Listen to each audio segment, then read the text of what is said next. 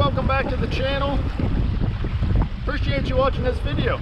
If you're new to the channel, make sure you hit that subscribe button. You know, I got lots of great content, whether it be just bass fishing tips, electronics tips, or even just tournament vlogs. You know, I'm a professional on the Major League Fishing Pro Circuit, so I bring the cameras along for all those events.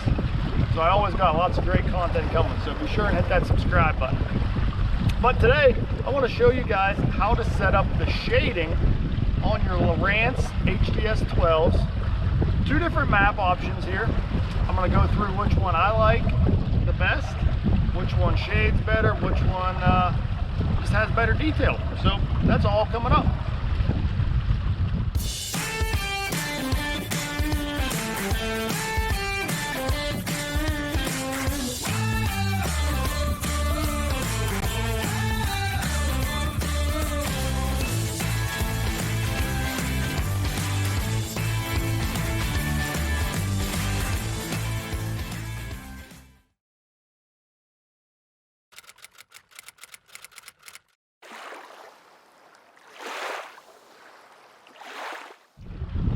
Alright, well, I'm actually out on Lake Eufaula right now, just doing a little bit of pre-practice for a tournament coming up. But this is a perfect opportunity to show you guys the different maps that I like to use and how to set up the shading on them.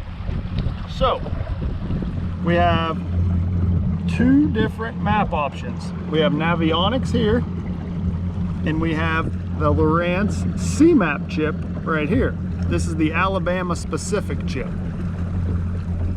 As you can see, the shading's set up very well on there, and I'm going to show you how to do that. But first, let's jump in and check out the Navionics chip and how we can maximize this chip for each body of water that you're on. So this is pretty much standard Navionics settings right out of the box. So the first thing you want to do is go to your menu, go to more options, make sure your chart source is on Navionics. That's first and foremost. Next, you're going to go to chart options. And you want to make sure that your shading is checked. That's just going to allow what we do here next to show up very well. You want to scroll down here, make sure your community edits and your sonar chart is checked, and that's going to upgrade your contour lines. That's going to give you the best map available on that chip. Not a lot of people know about that sonar chart tip right there.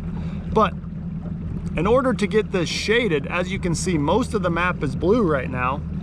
And that is due to this right here called safety depth. So it's on 60 feet right now. I'm going to change it to 6 feet so you can see the difference.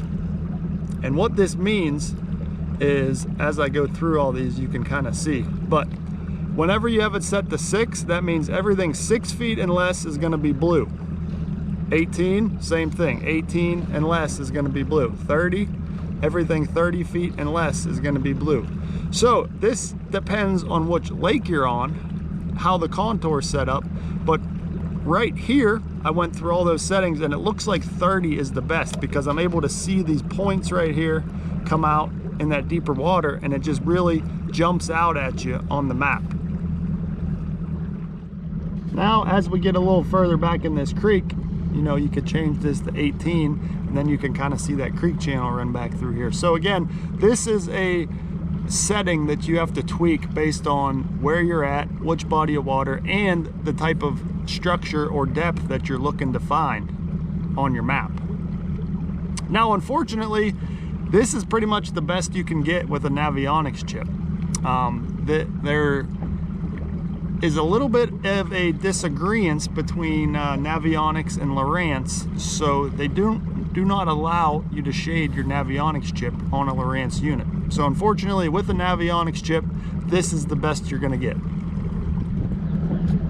So next option is this right here, and this is your Lowrance C-Map Precision Alabama chip. And as you can see, I have the shading set up beautifully so you can see the different depths as a different color, and it really helps those points and creek channels and everything pop out very well, and it's very easy to spot the locations that you want to look for.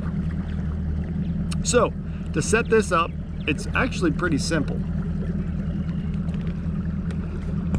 You're going to go here to menu, Now I already have this one set up, so I'm just gonna go through and show you how to do it. But you go here, menu, more options, then you go to chart options. You gotta scroll down here a little bit, all the way to shading, and then you see I have depth 1 checked. But in order to set depth 1, you have to go to custom, and then here's depth 1, and you're able to go through and set all your colors.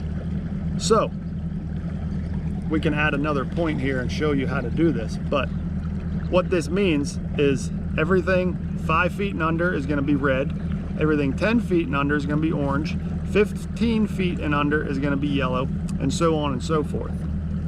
Now what I like to do is set the colors pretty drastically different next to each other. You know, you don't want 2 different shades of blue at the same depth range, because they will kind of blend in together and they won't really pop out well.